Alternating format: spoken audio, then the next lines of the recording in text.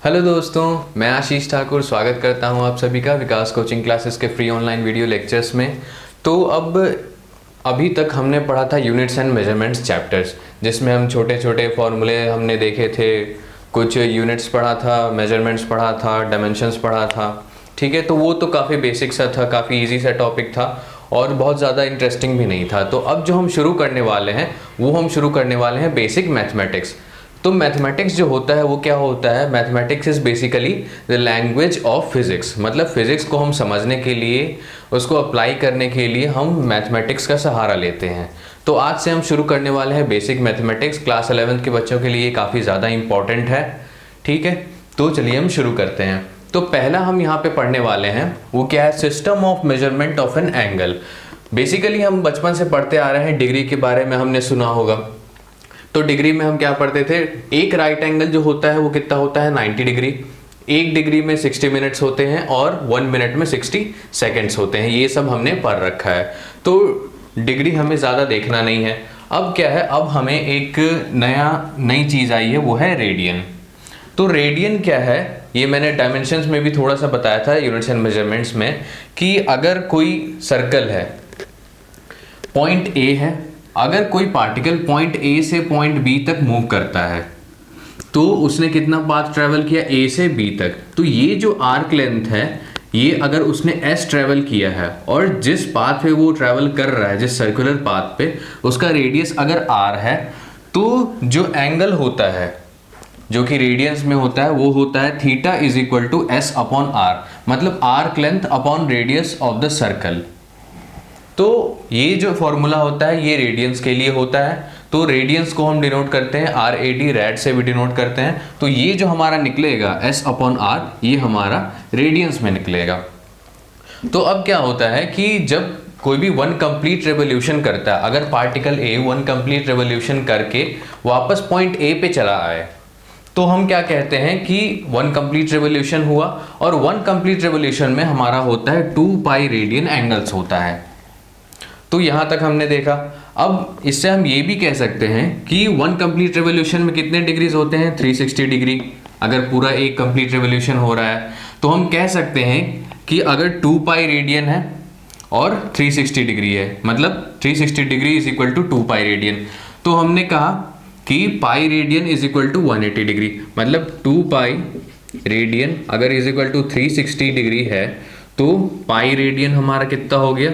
180 degree. 360 by 2, तो pi radian हो गया हमारा 180 डिग्री। तो हम इससे क्या लिख सकते हैं? 1 radian is equal to 180 upon pi. ये हम लिख सकते हैं। ये इसका हम यूज करते हैं कन्वर्जन के लिए। मतलब अगर हमें रेडियन में एंगल दे रखा है तो हम उसे डिग्री में कैसे कन्वर्ट करते हैं। तो 1 radian is equal to 180 degree upon pi हो गया। सिमिलरली हम क्या करते हैं, जब हमें डिग्री से रेडियन में कन्वर्ट करना होता है तब हमने क्या किया, अब इसको हम उल्टा भी लिख सकते हैं। मतलब 180 degree is equal to pi radians होता है। तो 1 डिग्री इज इक्वल टू कितना हो गया? 180 अपॉन पाई रेडियन। मतलब अगर हमें डिग्री दे रखा है और उसे हमें रेडियन में कन्वर्ट करना है तो हम क्या करते हैं? पाई अपॉन 180 से हम उसे मल्टीप्लाई कर देते हैं। तो यहां तक हमने देखा। जैसे फॉर एग्जांपल अगर हमें डिग्री से रेडियन में कन्वर्ट करना है तो हमारे पास एंगल दे रखा है 30 डिग्री, इसको हमें कन्वर्ट करना है रेडियंस में।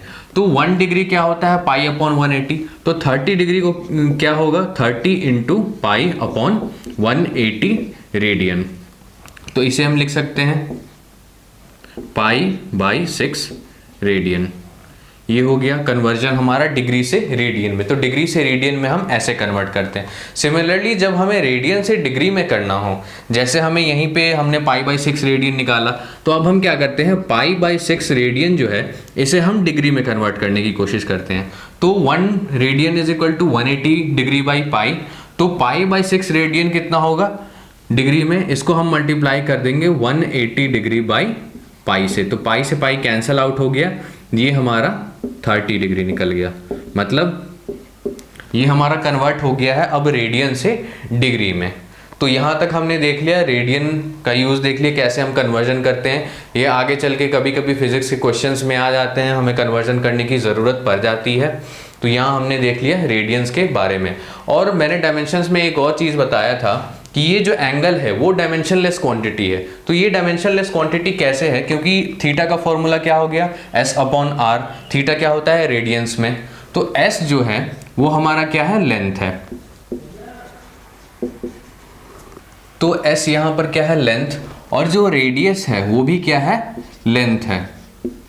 मतलब न्यूमरेटर में भी लेंथ है हमारा और डिनोमिनेटर में भी लेंथ ही है। तो क्या हो जाएगा, ये दोनों कैंसिल आउट हो जाएंगे, ऊपर मीटर रहेगा नीचे मीटर रहेगा, दोनों में कोई भी यूनिट नहीं बचेगा। ठीक है, तो ये क्या हो जाएगा, एक यूनिटलेस क्वांटिटी और डायमेंशनलेस क्वांटिटी भी। तो इसकी जो डायमेंशन हम लिखेंगे वो लिखेंगे m0 l0 t0। ठीक है, ये मैंने डायमेंशंस के लेक्चर्स में भी बताया था। तो यहाँ तक हो गया ये रेडियंस की कहानी जो भी है। तो अब हम अगले लेक्चर में देखेंगे आगे के कुछ बेसिक मैथमेटिकल्स टूल। आगे हम फंक्शंस देखने वाले हैं, डिफरेंशिएशन, इंटीग्रेशन वगैरह, जिसका काफ़ी ज़्यादा यूज़ है फिज़िक्स में, और उससे हम क्या करते हैं, न्यूमेरिकल प्रॉब्लम सॉल्व करते हैं। ठीक है, तो आई होप कि ये वीडियो लेक्चर आपको समझ में आया होगा। इससे रिलेटेड कुछ क्वेश्चंस मैं टेलीग्राम के चैनल पे आपको दे दूंगा, और अगर आप टेलीग्राम ग्रुप ज्वाइन करना चाहते हैं तो link is given in the description. And thanks for watching the video.